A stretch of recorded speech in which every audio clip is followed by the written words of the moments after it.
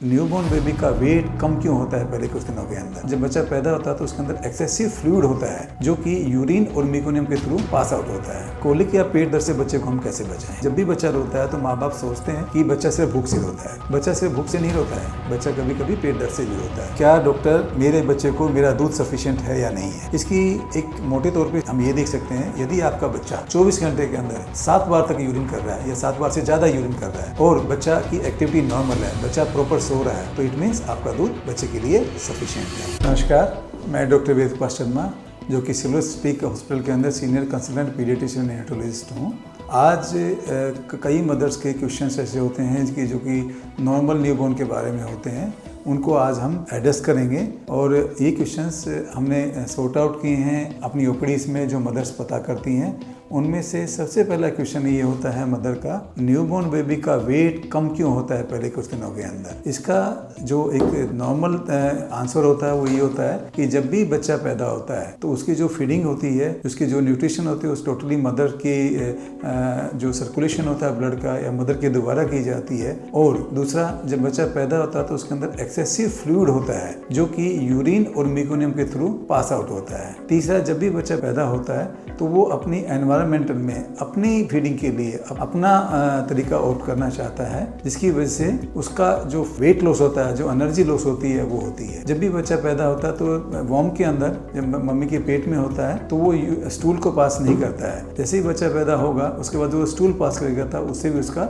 Weight loss होता है। तीसरा ये होता है जो एक्सेसिव लॉस होता है वो कभी कभी जब बच्चा मम्मी के पेट में होता है तो एक टेम्परेचर नॉर्मल होता है और जब बाहर होता है तो वो स्वेटिंग के थ्रू भी वेट लॉस होता है। तो ये कई फैक्टर्स होते हैं जो बच्चे को वेट लॉस करते हैं। जो नॉर्मल वेट लॉस होता है वो जो टर्म बेबीज होते हैं, जो फुल टाइम पे पैदा होते हैं, उनके अंदर 10% होता है और जो प्री टर्म बेबीज होते हैं उसके अंदर 10 to 15% होता है। यदि किसी भी बच्चे का जो टर्म बेबी है उसका 10% और प्री टर्म होता है उसका 10 से 15% से ज़्यादा वेट लॉस होता है तो आपको अपने कंसल्टेंट पीडियाट्रिशियंस को या नेटोलॉजिस्ट को दिखाना चाहिए। दूसरा जो मोस्ट रिलेवेंट क्वेश्चन होता है मदर का वही होता है कि डॉक्टर कोलिक या पेट दर्द से बच्चे को हम कैसे बचाएं?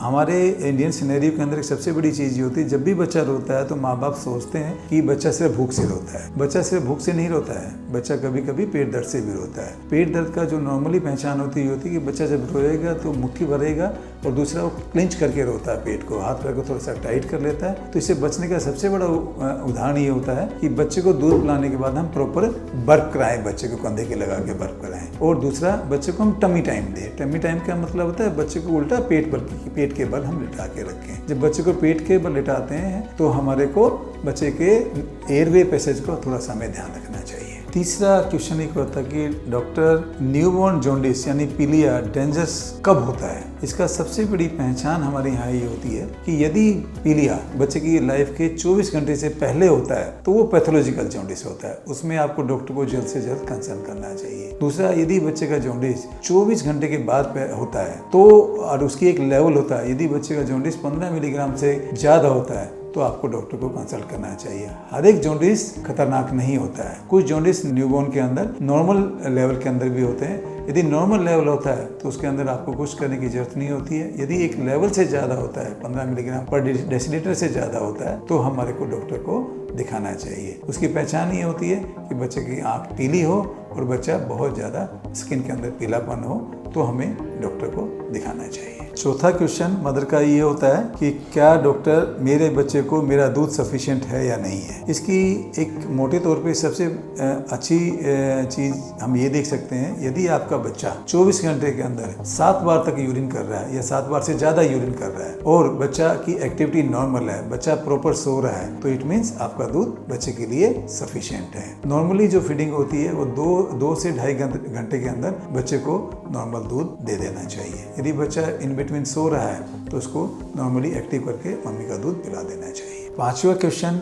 मदर्स का ये होता है कि डॉक्टर हम सॉलिड कब से स्टार्ट कर सकते हैं? इसका सबसे अच्छा चीज़ ये है कि 6 महीने तक सिर्फ मम्मी का दूध पीजिए और 6 महीने की उम्र के बाद हमें सॉलिड को ऐड करना चाहिए, जिसको हम वीनिंग डाइट बोलते हैं। इसके अंदर हम कोई भी फ्रूट्स होता है, दाल होती है या कोई ग्रेन्स होता है, उसको हम मैश करके 6 महीने की उम्र के बाद हमें स्टार्ट करना चाहिए। और जब भी हम कोई सॉलिड स्टार्ट करते हैं तो उसको एक ही सॉलिड को हमें 3-4 दिन लगातार देना चाहिए। शुरुआत में थोड़ी मात्रा में देना चाहिए, उसके बाद उसकी मात्रा को बढ़ा के तीसरे या चौथे दिन उसको जितना बच्चा खाता है उस हिसाब से दें। इसके अंदर हम 3 या 4 फीड को हम सब्स्टिट्यूट कर सकते हैं। इसके अलावा हम ऊपर का दूध भी 6 महीने की उम्र के बाद हम लोग स्टार्ट कर सकते हैं। दूध को बोतल से नहीं देना चाहिए, गिलास से या चम्मच कटोरी से बच्चे को दूध पिलाना चाहिए।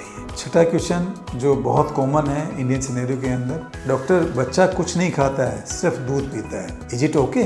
नहीं, 6 महीने की उम्र तक सिर्फ मम्मी का दूध देना चाहिए। 6 महीने के बाद, जैसा कि मैंने पहले क्वेश्चन में बताया है कि उसके अंदर विनिंग डाइट हमें स्टार्ट करनी चाहिए। दूध is not a complete diet. दूध के अंदर आयरन की मात्रा ज़्यादा नहीं होती है, जिसकी वजह से आगे जाके आयरन डेफिशिएंसी एनीमिया होना शुरू होता है। तो 6 महीने के बाद हमें सॉलिड डाइट को सब्स्टिट्यूट करना चाहिए, ना कि अकेले दूध के ऊपर रखना चाहिए। 7वां क्वेश्चन जो होता है मदर का, ये होता है कि डॉक्टर मेरा बच्चा रोल नहीं कर रहा है या ढंग से बैठ नहीं रहा है, तो क्या इसमें कोई टेंशन की बात है क्या? इसका हम एक काम कर सकते हैं कि जो बच्चों की ग्रोथ एंड डेवलपमेंट होती है, जो माइलस्टोन्स होते हैं, उसके अकॉर्डिंग हम अपने बच्चे को ऑब्जर्व करें। नॉर्मली 3 महीने पे बच्चा नेक को होल्ड करना शुरू कर देता है, 5 महीने के अंदर बच्चा रोल करता है, 6 महीने के अंदर बच्चा सपोर्ट के साथ बैठना शुरू कर देता है एंड 9 महीने के अंदर बच्चा स्टैंड सपोर्ट के साथ करता है और 12 महीने पे बच्चा स्टैंड विदाउट सपोर्ट करता है और चलने की कोशिश करता है लेकिन गिर सकता है। 15 महीने पे बच्चा अकेला चल जाता है और उसके अंदर कोई सपोर्ट की जरूरत नहीं होती है।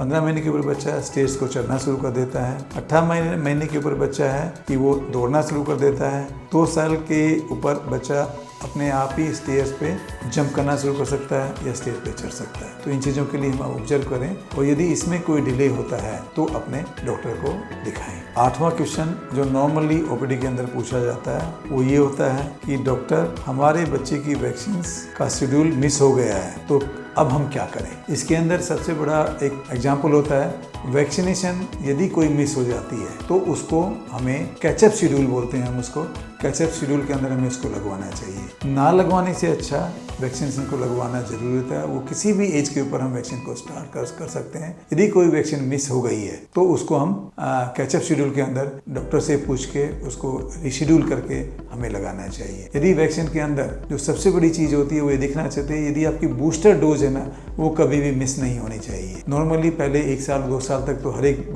बच्चे को लगवा ली जाती है, लेकिन जो बूस्टर डोजेस हैं वो पेरेंट्स मिस कर देते हैं। बूस्टर डोज यदि हम नहीं लगवाएंगे तो जो हमें पहले रेगुलर फॉलोअप के अंदर जो हमने वैक्सीन लगाई है उसका जो इफेक्ट है वो आगे टाइम के अकॉर्डिंग कम होना शुरू हो जाता है। इसलिए बूस्टर डोज को हमें कभी भी मिस नहीं करना चाहिए।